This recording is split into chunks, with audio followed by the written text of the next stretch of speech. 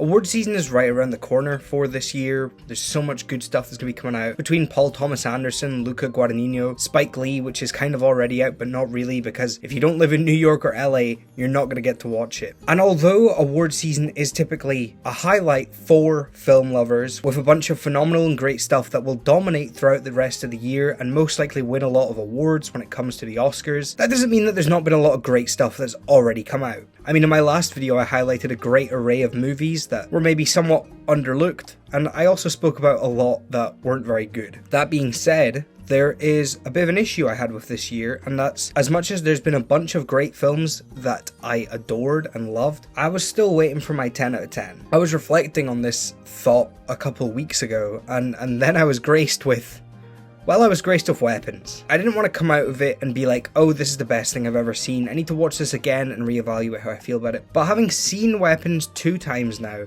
I feel pretty confident in saying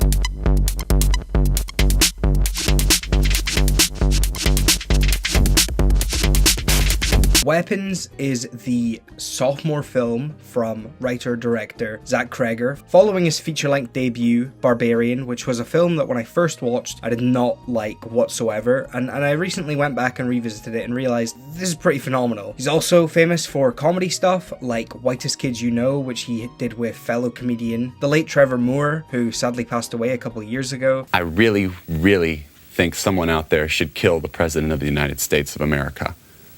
He's a pretty staple name in American comedy, and most people that are into that sort of stuff will be aware of his existence and will most likely be a big fan of him because some of his stuff is really funny. And although when I originally watched Barbarian and I wasn't a fan of it, I couldn't help but be interested to see what this filmmaker was going to go on to make next, because he was clearly a unique voice in a field, the field being horror, that is so oversaturated with just absolute trash and repetitive, boring, jump scary stuff that is just like doing the bare minimum in a genre that, quite frankly, has so much creative freedom to do whatever you want. Look at some of the highest grossing original films this year. Sinners is up there, and although it is not a full-blown horror, there is elements of it in there, and it's unique in a way that we haven't really seen in the past few years. Not to mention 28 Years Later, which, again, horror movie, which has a lot of emotional heart and rawness at the center of it, which, as a viewer, I couldn't help resonating and getting quite emotional at certain set pieces and scenes. If you've seen the film, you're probably familiar with what I'm talking about, but it's just an example of showing how you can basically do a lot of cool things with horror, which big studios like Blumhouse don't do ever. But hey, at least we got Megan 2.0. Anyways, you get the gist.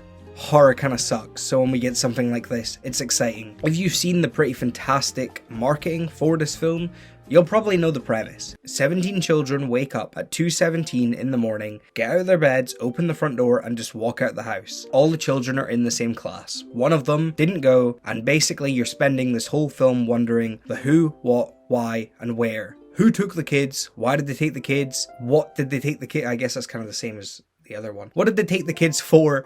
And where the fuck are these 17 children? Cregger's kind of proves in this film that he is a filmmaker that demands to be taken seriously. There is so much in this that I really didn't expect. It goes to places that you wouldn't anticipate with the different perspectives being told throughout the story. You'll spend 30 minutes with one character, and then after that you'll go all the way back to the start of the film to view a story point from a character that we only knew existed like 5 seconds ago. It's pretty exciting. I think for that exact reason, with a 2 hour and 10 minute long runtime, the film never feels boring. We're constantly offered new things, new perspectives, new characters that interest us as a viewer. When I originally saw this with 2 of my friends, who evidently also loved the movie, one of them said to me afterwards that within the first 30 minutes, he really wasn't sure he was going to like the film because he felt that it was a very slow build up. Once you get going and you realize that we're going to constantly jump between these perspectives, you kind of realize that you can't really get bored at it because it's constantly just hitting you back to back to back to back to back with all these new perspectives, which constantly keeps it so interesting, and also as a viewer makes you question, where the fuck are these kids? And although each section comes in and offers us more answers for the story, we're also raised with more questions. Oh, so that's what's going on? But wait, if that's happening, why the fuck is this happening? Oh, okay, the next part's just explained that, but now I have another 3 questions.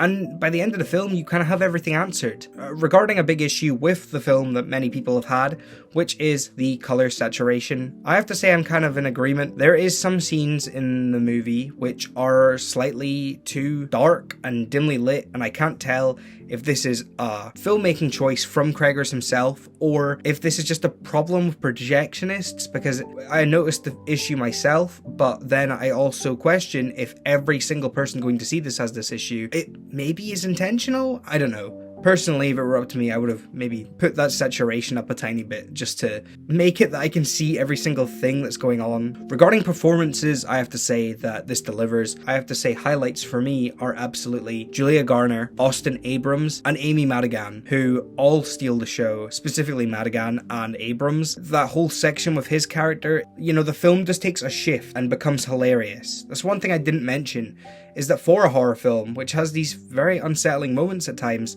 it knows when to take itself seriously, and it also can read the room and evaluate, okay, this is maybe a little bit silly. So Cregger's embraces the silliness with his writing, and introduces us to these characters that fit the scenery perfect for when the film has to maybe tone it down a bit and go a little bit crazy at parts. Benedict Wong, Josh Brolin, Alden Ehrenreich are also very great in this, but of course, I have to go into special in-depth conversation about the real MVP, Amy Madigan, who, if you haven't seen Weapons, you're probably like, who the hell is this? Because she wasn't used in any of the marketing, and that's genius. In my humble opinion, this was what Longlegs tried to do with their marketing, and then when you saw the movie and realised just how underwhelming and stupid it is, the marketing didn't really feel effective, as Nick Cage is just kind of like, okay, cool, he's kind of creepy. They hyped up so much. They didn't do that with Weapons. They just went, go in and experience it for yourself. Where are these children? Not addressing the real trauma and villain and darkness that is looming over this town. I would love for her to get an Oscar nomination. I'm not holding my breath because we know how the Academy feel about horror,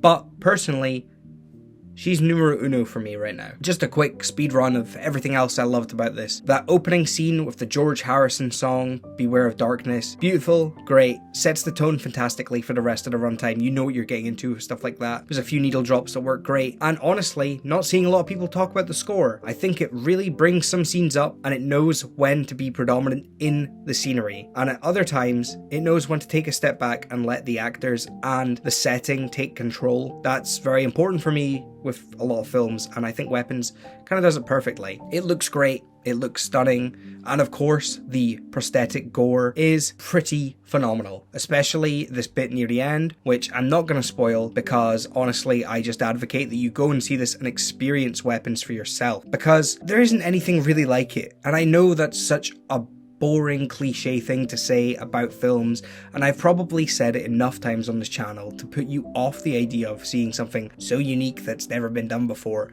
but it's true. If Weapons is an important piece in history for where other filmmakers will go in the future of trying to bring in these really unique horror pieces that know when to pair scary elements and humorous parts together, then yeah, of course I advocate for stuff like this. This could be a great moment for people to take a hint about what people want to see in horror films and in cinema altogether. And more importantly, I think it's a good sign for studios to realize that people just want more original films. You look at some of the highest grossing films this year, and yeah, I know Lilo and Stitch and Minecraft are up there. I don't care, I'm not acknowledging them. I've made my peace with it and how the world views remakes and shitty adaptations.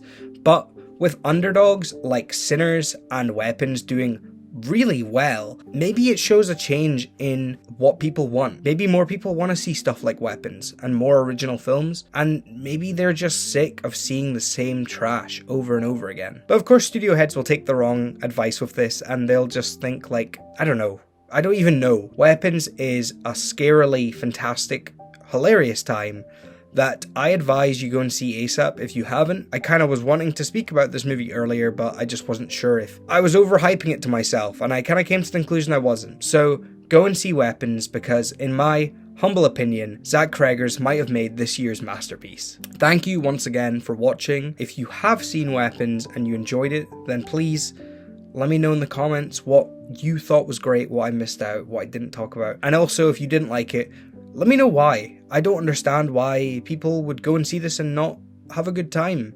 But also, maybe I'm a bit biased because I just loved it that much. Thank you for watching, and I will see you in the next video sometime very soon. think the best place to fire a mortar launcher at the White House would be from the roof of the Rockefeller Hewitt building because of minimal security, and you'd have a clear line of sight to the president's bedroom.